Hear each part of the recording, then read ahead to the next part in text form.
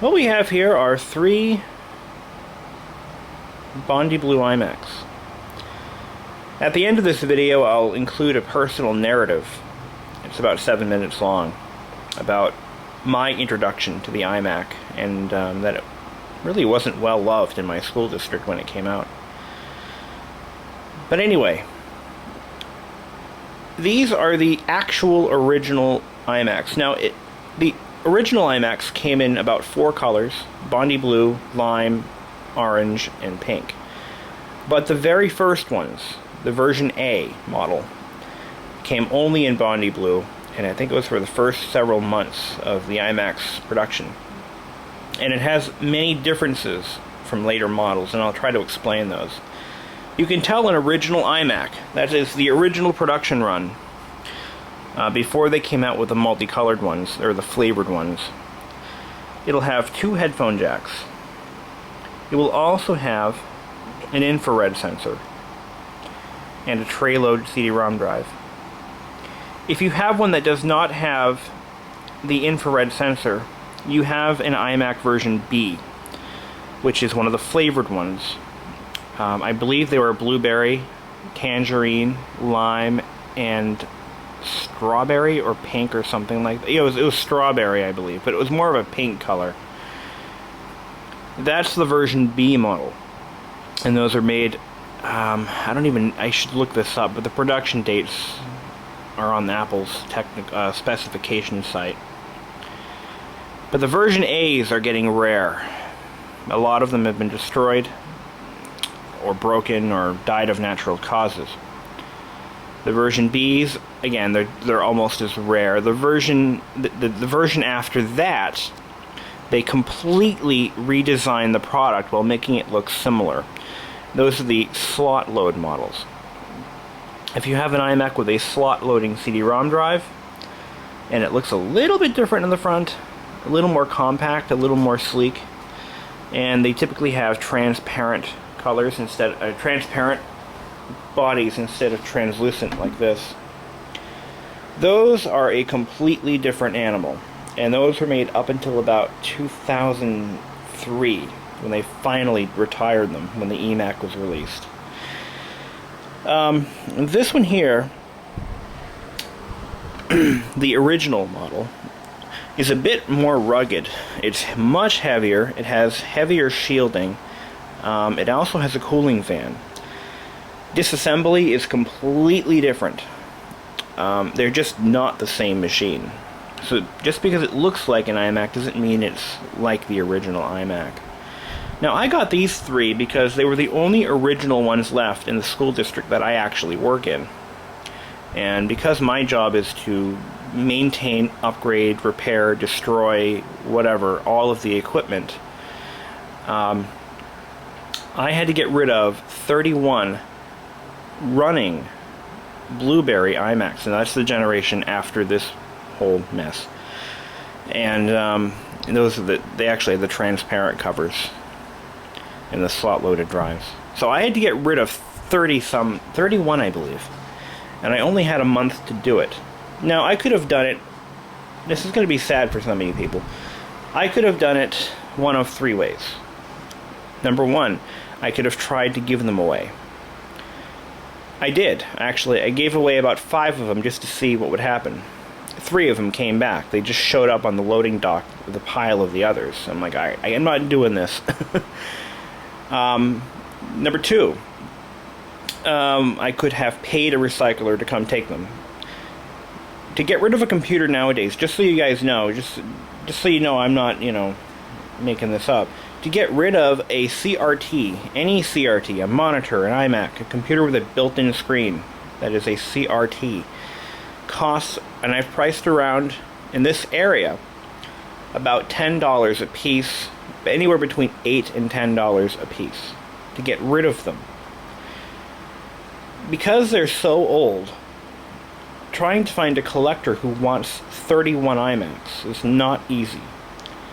And I had a month to get rid of them. Well, it turns out Apple was offering a limited, one-time only disposition or disposal program. They may do this next year too, I hope, where they will take them as long as they're palletized, counted, and bundled and everything, they will take them free of charge. And the window for doing that was, I think I had a month to get it all done, and they would take them, saving my school district approximately, they were $10 a piece. I had 31 of those, and I also had about 10 monitors, almost $400.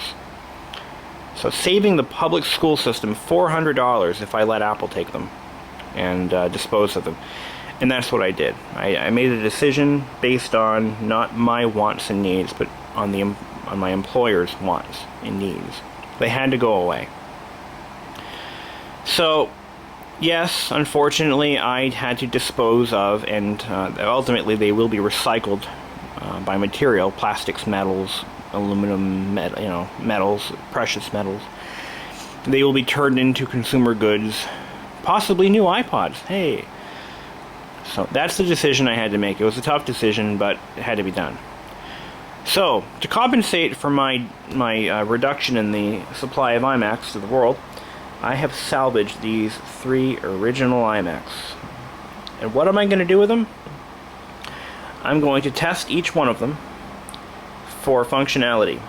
The best chassis wins.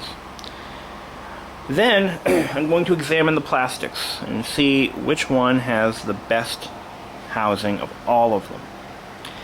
And whichever one has the best housing wins. So I'm going to be swapping parts between these 3 machines. They're all identical, to make one perfect iMac. I've already dug through my supply of keyboards and mice, and I have them over here somewhere. There they are. Okay, I dug through my supply of keyboards and mice, and I found what I believe to be the best one of all. It's clean, doesn't have any visual blemishes at all, and the plastics aren't faded or yellowed as they sometimes are. And this is the mouse I found. Now, the original iMac shipped with this mouse. I'll tell you that these are not original to these machines in a minute. I'll explain why. But the original ones do not have this dimple. I couldn't find one that didn't have the dimple. But there we are. Now, the original Bondi Blue G3 266 iMac came with hockey puck mouse without the dimple. Underneath, it'll have a Bondi Blue hologram like this, but it'll be colored like the machine. The mouse ball will be half blue, half white. If you find one of those, it is an original 266 mouse. Actually, it may even came out. I think when they came out with the fruit flavored ones, they didn't. They turned into like this. The keyboard will also be in Bondi Blue, and it'll have a Bondi Blue hologram underneath. Now, this one is more of a light blue to gray color. But it's close enough. Most people wouldn't really notice the difference unless I told them. I'm still on the lookout for an original mouse. I'm going to dig through more of my stuff, and I'm sure I saved one. So, let's go ahead and power these up and see if they work. It's also important to note that the original iMacs came with cords like this. Now, these cords were also used on the Power Mac G3s, and I believe the G3 Molar Mac. The molar, it looks like a tooth. They're very rare. Anyway, this is the cord that they came with.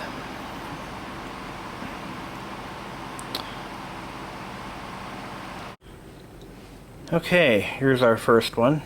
And yes, that is my reflection. Hi. Alright, this is our first one.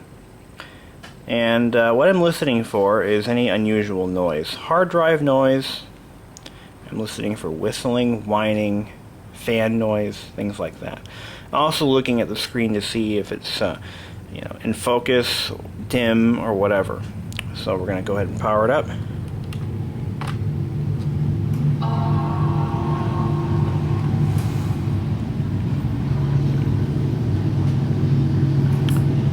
Okay, I just heard the degaussing coil kick in and the high voltage. Also looking for burn-in. Now this one, I'm sure you can see clearly, has a little bit of curvature. That can be corrected by some adjustments, but that definitely means that we have a failing analog board. This machine, I can tell you, hasn't been powered up since 2008. Seriously. Ooh. Okay. So this is not a good chassis. This is going to be put into the fail pile. But it could be used to salvage other parts for others, like these two. I'm going to tell you also that this is running OS 10.3.9, or probably 10.3.8 actually, because I don't think it was ever updated. We have a lot of blurriness. Now, again, you can adjust these so that they look perfect again. But that's not fixing the problem. The problem is we have failing capacitors, possibly. It could have other issues with the CRT itself. And the adjustments are really just a band-aid approach, and they're not permanent, because once you adjust one, it's not going to stay that way forever. So I'm not going to bother logging in because that won't prove anything, but I do want to see how much memory is in it. So I'm going to log in.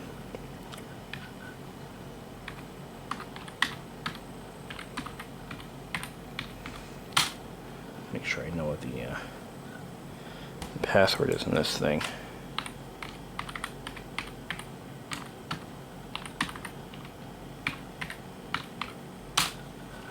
Oh, got it.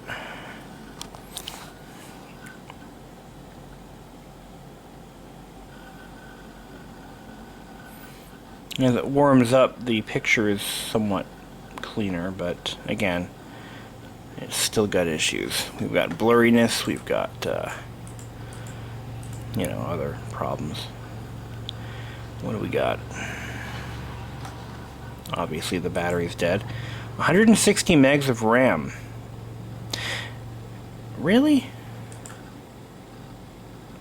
I wonder if this is the chassis that I rebuilt. I took a chassis out of one of these and I completely upgraded everything on it. So maybe this is the one. It's got a 128 and a 32 meg module in there. Originally this machine would have had about 32 megs. Alright, come on. But at one point I took one of these home and I put more video memory in it, I put more system memory in it, I did all kinds of cool stuff. This has the original Quantum Fireball 4 gig drive. Look at that. That's what these shipped with. Apple was a big user of Quantum hard drives back in the day. So we're going to shut her down. We know what's good and what's bad, and we're going to move on to the next one. Okay, number 2.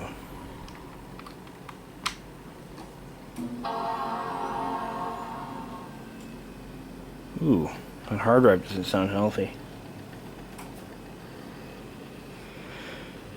Now the analog board sounds better, not as horrible sounding. But we have a problem. Alright, this screen is no better. This is actually worse. What I'm looking for is a nice, crisp, bright picture that doesn't have visual blemishes anywhere, and I'm seeing them on this one. If you notice, the screen actually it's too far over, so it rolls over and it has a nice sharp white line because it's rolling into itself. There's a term for that, I believe.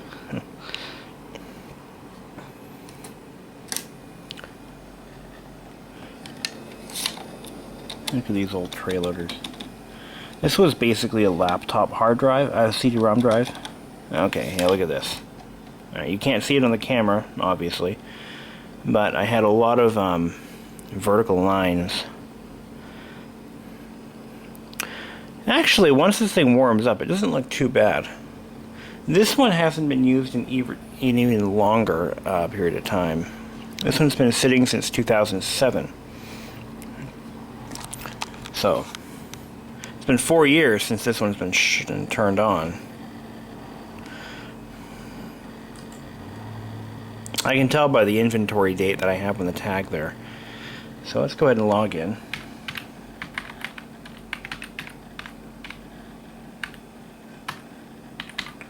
That hard drive is not good. I'm hearing some spindle motor noises. So it's having a hard time maintaining speed. You'll also notice that the bottom left-hand corner of the screen is completely black. Now, that's a simple brightness issue, but again, adjusting the brightness on a machine that's been reset to factory defaults to show us an image is not healthy. That means that the screen is no longer any good. Maybe not the screen, but it could even be the flyback, the analog board. Okay. Let's see here. We've got 128 megs on this one as well.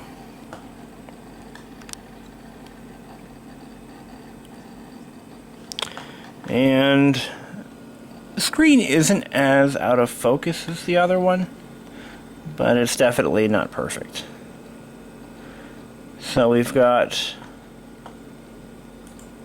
again, oh, this one has 64 in each slot, so that's cool. And we have, what do we have for a hard drive? We have the original Fireball 4 gig drive. Okay. Alright.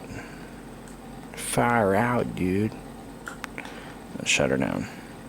Another thing I'm listening for is when you shut them down, some of them have a high-pitched whistle. It was a very common problem with these. When they're shut down, they'll still continue to whistle, and that's bad for a variety of reasons.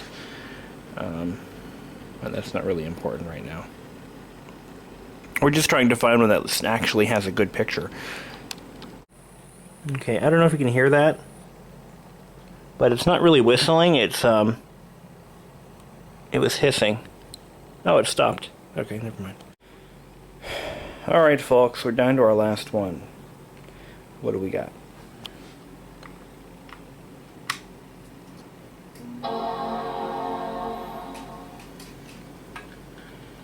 Okay, we've got a bad hard drive.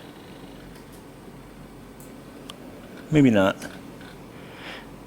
Just listening to the spindle motor.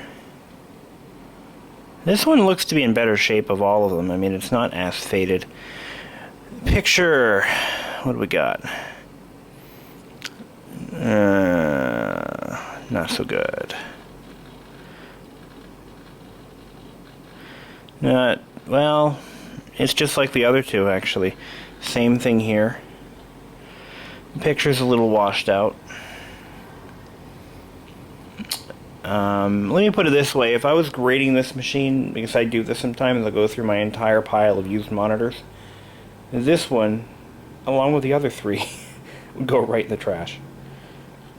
So why don't we do some experimentation? I like the chassis on this one better than the others. It just looks cleaner. So I'm going to go ahead and bring the brightness up and see if I can't compensate. Because obviously I don't have one perfect one. You know what I mean? It's still kind of dark, but let's check the brightness settings, just for giggles.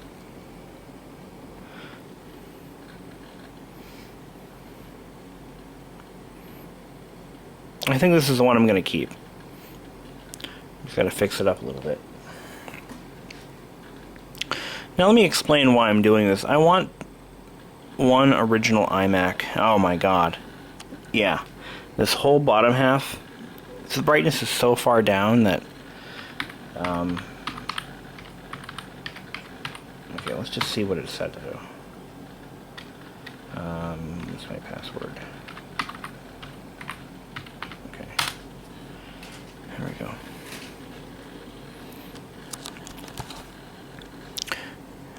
At least this one's pretty straight.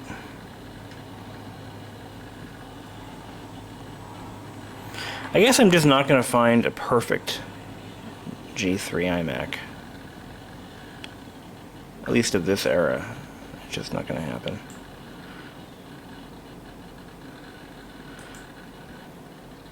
What do we got?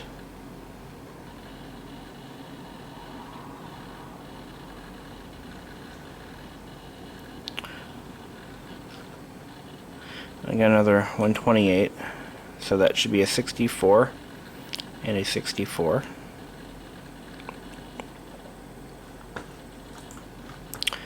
And yeah, and for a hard drive we have it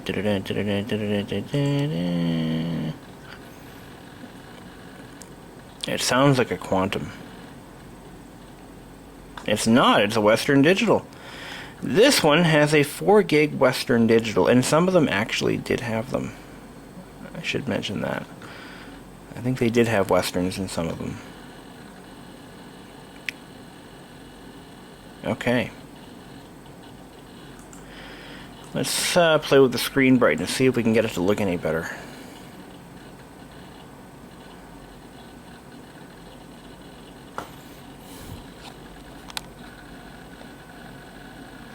Screen is in focus, pretty much.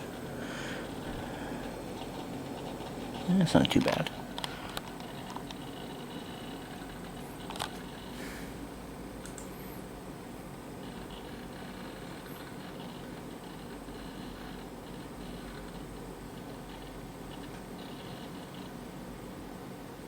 Yep. Yeah, that's not good. Brightness is all the way up, and it still looks pretty bad. Well, folks, I guess there is no such thing as a free lunch. And I'm going to have to really think about this project before I continue and waste any more time on it. So I think that first one we looked at actually had a brighter screen, but it was out of focus. The middle one was still kind of dim. But you know, I'm not really impressed with any of these. So I think they might all wind up in the dump where they came from, or where they should be. Anyway, too bad. Here's another original G3 iMac, and there's 2 more.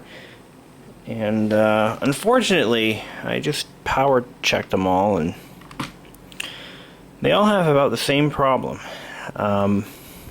Hey, turn on you. And I'll show you what's wrong with them. They all have this issue. And it's pretty serious because it's terminal.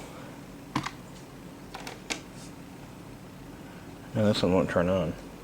That will be terminal, wouldn't it? What the hell?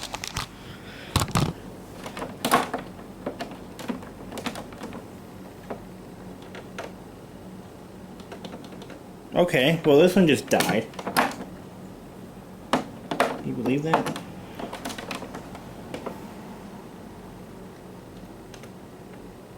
Okay, well let's screw that. Let's try another one. Well, anyway, this is the first one we checked before in the 3 iMac lineup, and I figured I'd give it another look just to see if it was any better than the other 2, and it turns out the SOB died. I can't turn it on. So we've got some analog board issues or power supply issues, in addition to the failing CRT. So I don't know what I'm going to do with this one. I think I might chalk it. I'm a little sad to say that. I mean, after all, this is not what I stand for, but I don't have a good analog board for either of these 3. So that kind of limits my abilities to restore them. Whatever shall I do? Well, it's a shame, but I don't have storage for these, and I have no place to put them.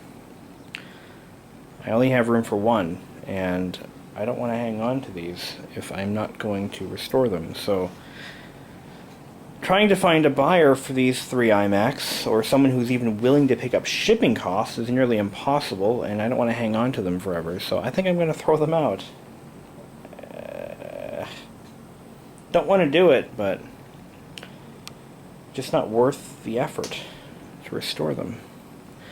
And the reason I say that is because there are still plenty of these out there that are practically brand new, and they're not worth anything yet. So, I'm sorry guys, but I'm going to have to get rid of these. Well, I did save them from a rather unfortunate fate. I was hoping to at least fix one, but not going to happen. I don't have the parts, I don't have the time, and I certainly do not have the room to store 3 frickin' iMacs. So, I'm sorry guys, but these are going to have to go. Well, that sucks.